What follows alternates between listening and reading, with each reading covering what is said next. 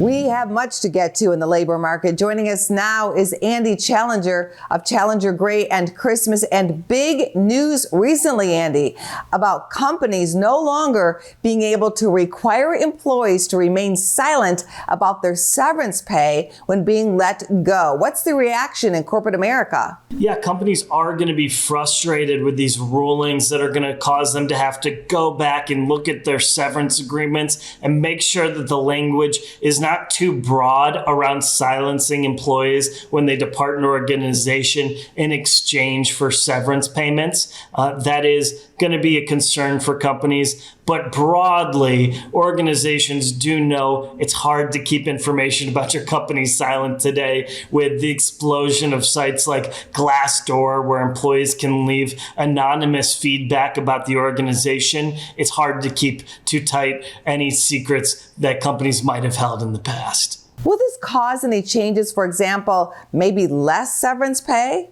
Yeah, while these changes may affect the calculus on some level for companies around their severance agreements, I don't think it's going to have a big effect on the sum of severance payments that are being made to employees in exchange for signing these documents. They're typically targeted at preventing litigation from the employee on the employer based on the context and circumstances of their departure from the company.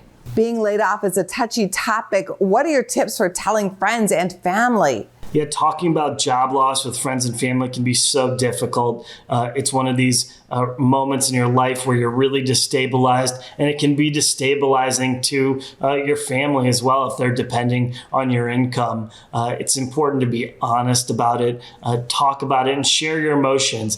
When people feel closed off, like they can't share with you how difficult it is for them because you're not being honest about your feelings around it, it can create a lot more trouble than if you just share and help support each other. So it's something we really recommend talking about openly and honestly.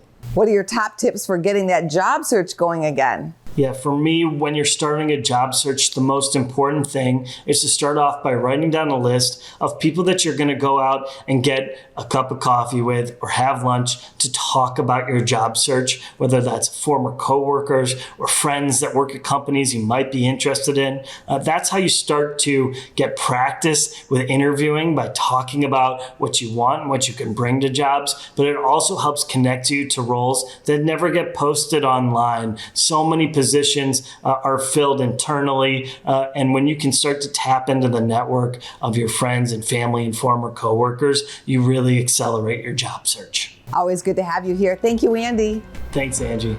Go to businessfirstam.com for where to see our show on TV.